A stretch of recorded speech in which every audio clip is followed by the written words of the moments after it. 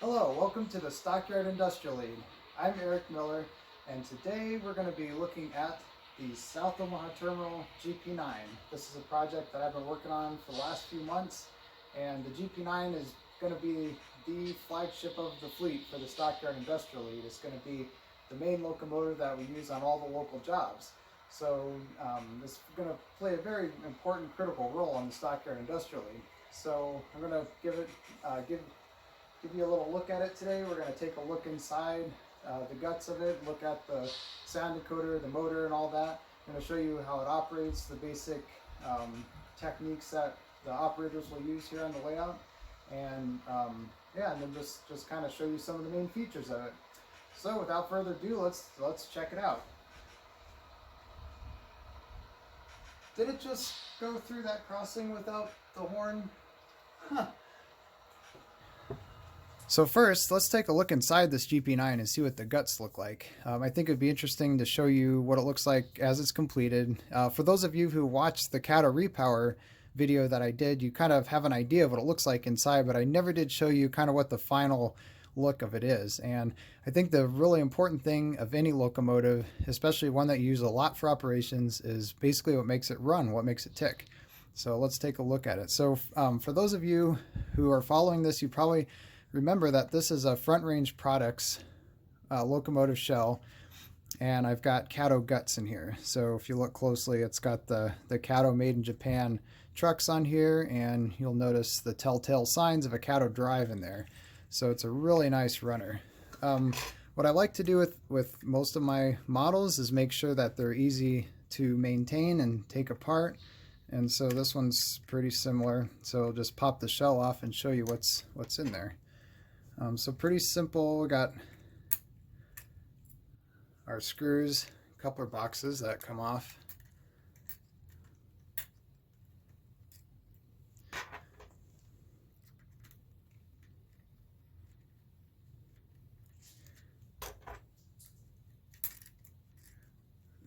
One of these days they will come off. There we go. And so these are just KD coupler boxes that I put on this Front Range chassis. All right. Okay. Almost lost a screw. Okay, so this just kind of pulls right off, and you can see what we got inside.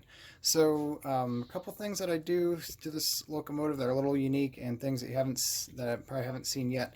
I've got the Soundtrack's current keeper in the back here. I place this up on the top of the shell in there, and then I've got LED light there, and this kind of occupies this blank space here.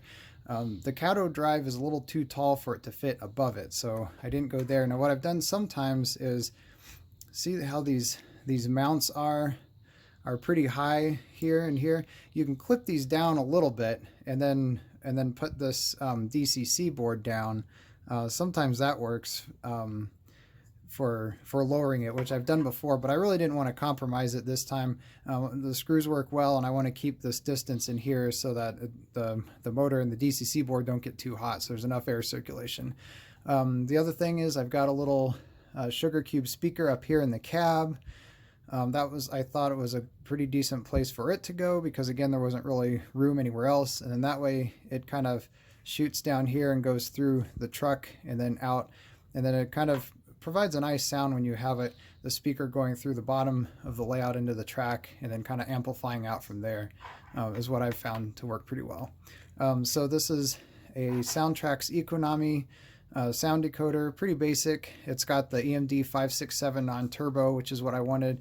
I've got another one of these Economies on the layout on my U23B, and I really like them. So it's pretty simple setup. I just have the lights connected here and here. I've got the truck power going here and here, and then this is connected to the Cato drive, and then this is the speaker, and then here's the current keeper, which just plugs in there. And then looking at the cab, into the cab, you really can't tell easily that there's a speaker. If you look super close, you probably could. I'm not hugely into providing a ton of interior detail, so this is fine with me. So that's basically what the inside looks like. Thought you'd kind of be interested to see.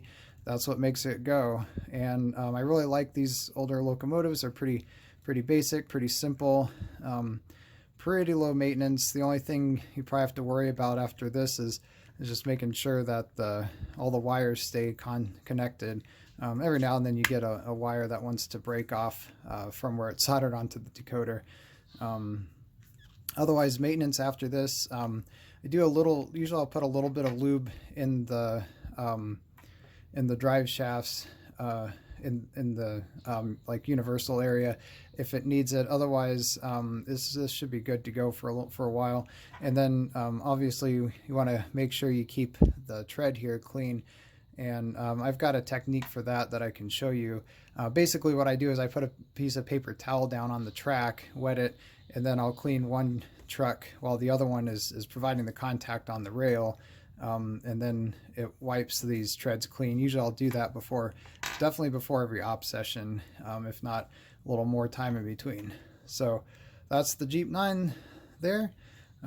Like I said, I really like the Cato powered units.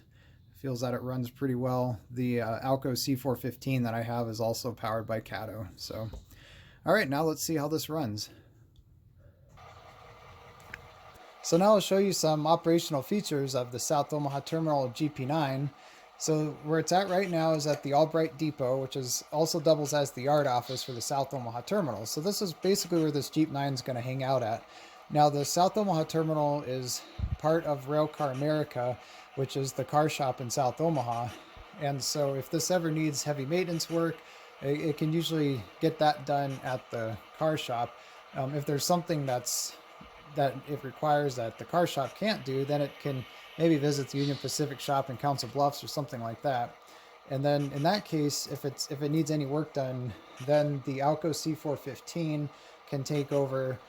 The car shop also has an older Alco S1, and if that doesn't work, then the South Omaha Terminal has an agreement with the Union Pacific where it can borrow one of its locomotives. So, but for the most part, this GP9 will be handling all the local work.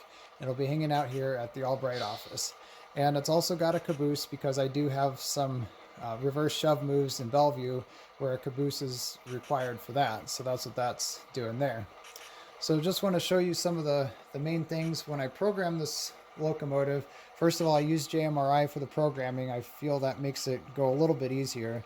And I add a couple extra things. First of all, I add some momentum, which is basically acceleration and deceleration, which is one thing I like about the Soundtrax decoders. The Tsunami 2s and the Econami both have the momentum capabilities, so that's kind of nice. And I'll show you a little bit what that looks like here. So using the proto throttle here to operate it. So we'll just kind of accelerate a little bit. A little warning there. And so it kind of starts a very slow start, basically. And then same with the stop. So when you put the locomotive speed all the way down, it keeps moving just a little bit. I try not to have it set too high. Now, obviously, if you're going a faster speed, it's going to take longer to come to a full stop, but that's what the brake is for. So let's give it a little bit faster speed here and see what happens. Now we'll stop it, but now I'm applying the brake here.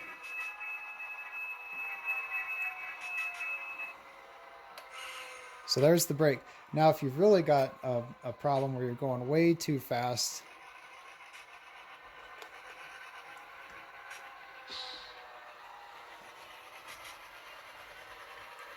then the option that I give to my operators is this emergency stop. So that just completely stops it. Obviously that's not very prototypical, not realistic at all, but it is something that I feel every modeler needs on their layout because you don't want to have, crashes and stuff like that. And it's always good to have if an operator, it takes somebody a little while to understand how the momentum works. Now something else that I have that you might notice on the locomotive, and I'll just show you, with the current keeper, it'll keep going for a little while. I've got the lights set up to work in both directions because I've noticed that local operations usually will have the lights just set up in both directions on the locomotives. There we go. And I just use a single locomotive. Okay. Using the emergency brake, the sound turned back off, so I wanted to make sure that it's back on again.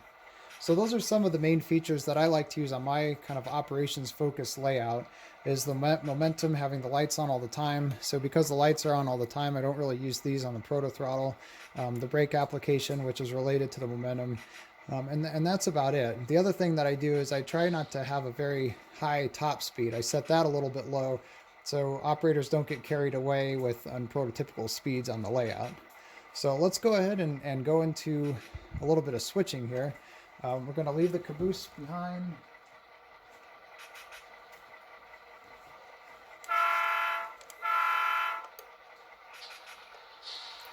So one thing that I do after I start braking, after I've broken in a locomotive and run it around the tracks a little bit, is I'll put it into some switching and make sure that it works.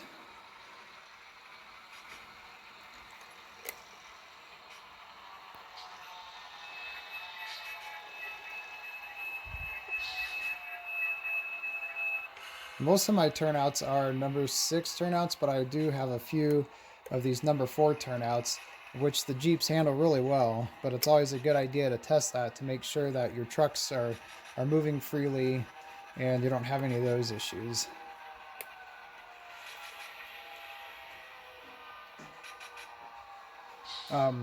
Obviously, I forgot to lock the switch, but we'll just overlook that for now since we're doing a demo and not a real operation.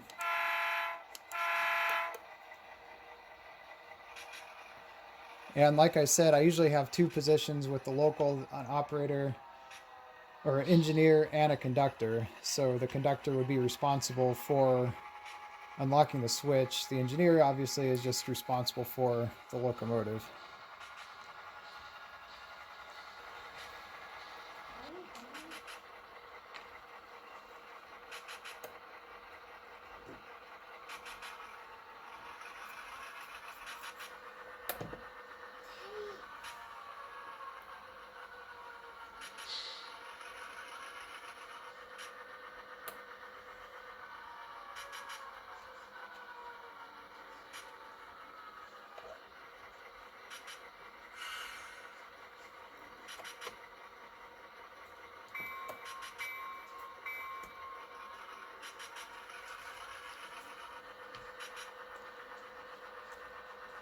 So this is a good test to make sure you've got the momentum right. You want to be able to switch the cars like this, be able to stop and get the cars, grab the cars, drop them off, and things like that without getting carried away too much. Kind of want to test the slow speeds to make sure that works. So it looks like I've got this programmed pretty well.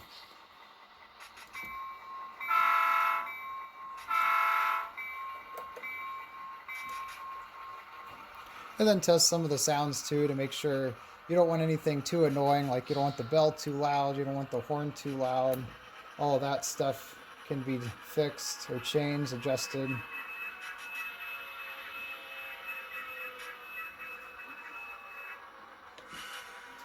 Yeah, this looks good. So this is basically what this locomotive is going to be doing when operating on the layout day in and day out, is just switching on the spurs and working for the customers. So this is a pretty good test for it.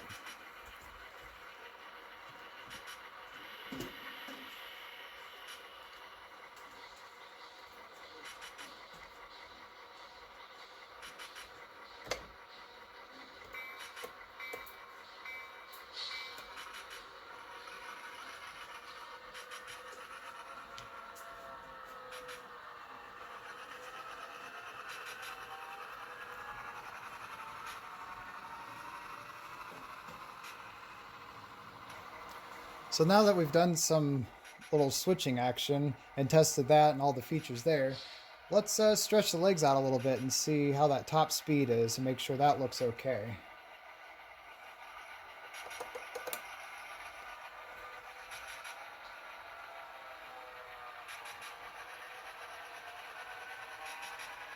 We'll just do a little caboose hop run by.